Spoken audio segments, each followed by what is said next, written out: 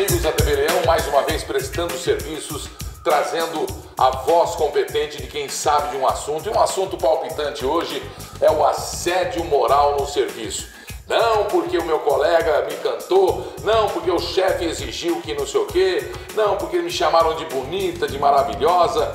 E a gente fica sempre preocupado com o que o juiz vai dizer, se a pessoa vai entrar na justiça contra, se você elogiou a sua colega, ou tem de mulher para homem também, não é? Tem de mulher para homem.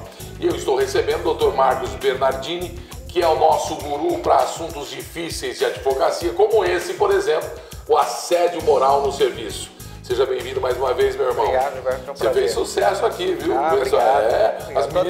As meninas ficam ligando aqui e falam assim, mas como ele é bonito! Ele é o meu advogado menudo, esse aqui, é o meu advogado menudo. Doutor Marcos, hoje em dia a gente vê falar muito nesse assédio moral e tal. Eu me preocupo, porque eu já trabalhei em várias empresas e a gente vê, às vezes, a intenção da pessoa é elogiar, às vezes o cara está apaixonado ou quer dar uma, né, ou chamar, mesmo se não tiver, né, relação de homem com mulher, o senhor sabe, sempre foi durante a humanidade, da vida da humanidade, o homem, como caçador que é, tentando, e agora a mulher é que está, agora quem tá, hoje não tem mais. Eu sofro às vezes assédio sexual e tal. O que de verdade cabe nessa história quando de verdade é um assédio moral em ambiente de trabalho? Primeiro é importante a gente separar o que é o assédio moral, o assédio sexual e o dano moral. É diferente o sexual do moral. É tudo distinto, consequências distintas, os atos que caracterizam também são distintos. Então, por exemplo, o assédio moral, ele ocorre quando normalmente o patrão, mas pode ser outros funcionários do ambiente de trabalho, colocam o funcionário, expõem ele a uma situação constrangedora e humilhante. Vamos dar um exemplo. Por um longo período e de forma repetitiva. Presta atenção, então. Isso é por importante. Um longo período. E de forma repetitiva. Porque às vezes, se como for patrão, uma dá vez, vontade, né? aí é dano moral. Então aí distingue. Então vamos supor que... Uma vez já é crime, já aí, é um... Mas aí uma vez não é assédio moral, uma vez é dano moral. Mas isso leva a quê? Um dano moral? Indenização. Tanto o assédio moral quanto o dano moral vai desencadear a indenização. Então a empresa, o patrão vai ter que pagar, não é? A reparação, vai ter que pagar uma indenização por conta daquilo que aconteceu. Não é? Mas o assédio ele vai se caracterizar quando é por longo período que aconteceu aquilo. E normalmente são pequenos atos. Não é? Então normalmente o patrão ele vem com uma brincadeirinha hoje, mas não de cunho sexual. Não é? Às vezes degradante, mas, poxa, você não consegue fazer nada, hein? Aí no dia seguinte, nossa, só você da equipe que não vende. Se for repetido, né, e por período prolongado, pode caracterizar o que a gente chama de assédio moral. Entendi. Então isso é o assédio moral. Ou de repente não dá mais serviço para aquela pessoa. Então olha, você não tem capacidade de fazer isso aqui, eu vou dar para o colega. E sempre, quando for um serviço importante, não passa para aquele funcionário. É melhor mandar embora então? Se for um funcionário ruim que não está mais atendendo as expectativas, é melhor mandar embora do que ficar cometendo assédio. É melhor para o funcionário, que não vai se submeter mais àquele tipo de constrangimento, e melhor para a empresa também, que vai ter um funcionário ali desmotivado.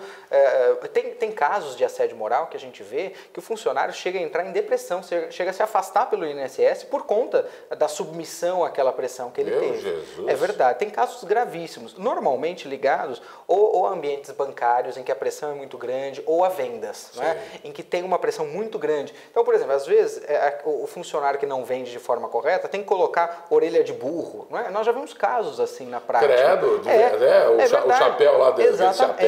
Exatamente, para ele ser identificado como não atingiu a meta ou coisas do tipo, não é? Mas ele não pode levar bronca, o funcionário? Ele pode levar bronca, né? É do poder de gestão. Você dá bronca no funcionário. Você está errando todo dia, cara, você não faz uma dentro. Então, mas isso você pode fazer uma vez, entendeu? Agora, se todo dia pegar no pé, a ideia do assédio moral é você pegar no pé do funcionário. Isso é assédio moral. Né? Agora, se de repente você comete um ato, aí é dano moral. Então, vamos supor que você está numa reunião e você fala, poxa, você é um burro, ou xinga o funcionário. Isso não pode, é dano moral. O Brasil, então, está danado moralmente. É verdade. Isso é dano moral. Né? Então, um episódio é dano moral.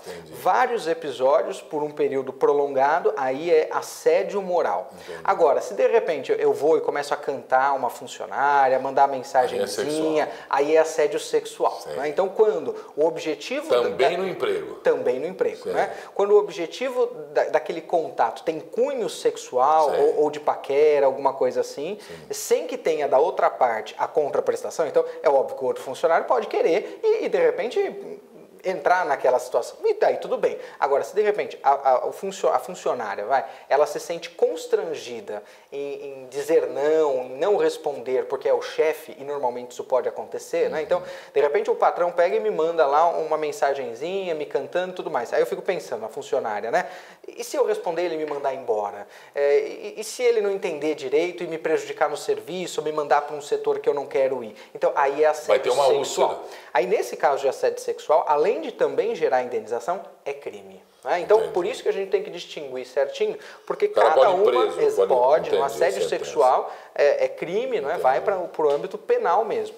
O dano moral foi um episódio, gera uma indenização, mas costuma ser uma indenização menor do que o assédio moral, que é por um período maior, um período prolongado. Via de regra, é patrão contra o empregado. Normalmente tem. Pode acontecer. Linear, a gente Eu fui vítima de assédio moral de empregado.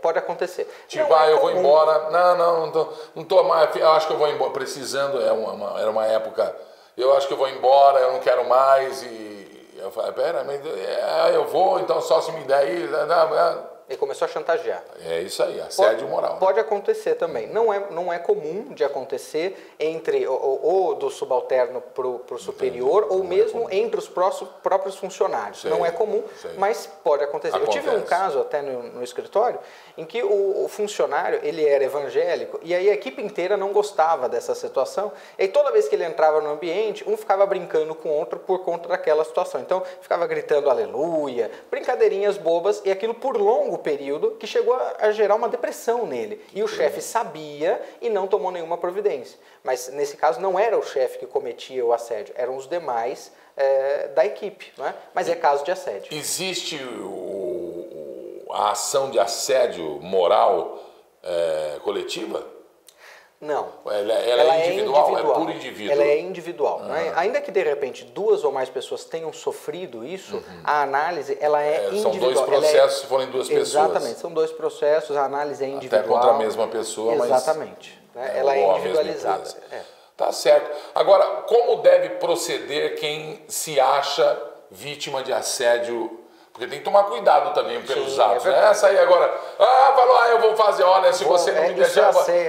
tem que tomar cuidado também para não virar chantagem do outro lado, né? É verdade. Tem que tomar cuidado. Como deve proceder quem está sendo vítima de assédio moral?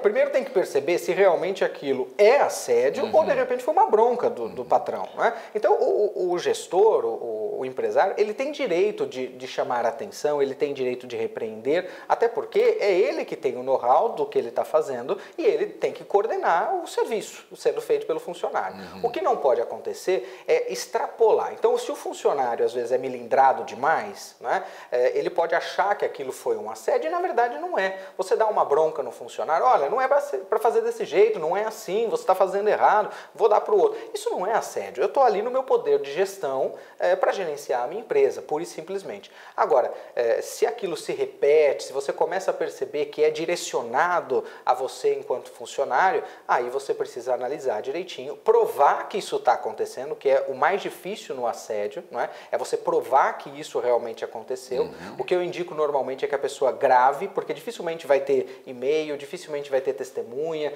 normalmente não se tem isso. Então, o melhor é você gravar aquilo para que os advogados, depois o juiz, analise se realmente aquela situação era caso de assédio moral ou não. De repente foi um fato específico. O que eu digo sempre, atrás dos carros, nos vidros está escrito consulte sempre, é um adesivo da OAB. É verdade. Consulte sempre um advogado. Não é verdade? A melhor solução. Porque daí você pode perguntar, questionar, né? E tem explica sempre... a situação e geralmente, vai falar. Apesar de tanto que se fala contra os advogados, ele ainda é uma boa voz de consciência, né, doutor Marcos? É essencial, é verdade. Obrigado por enquanto. Eu que agradeço.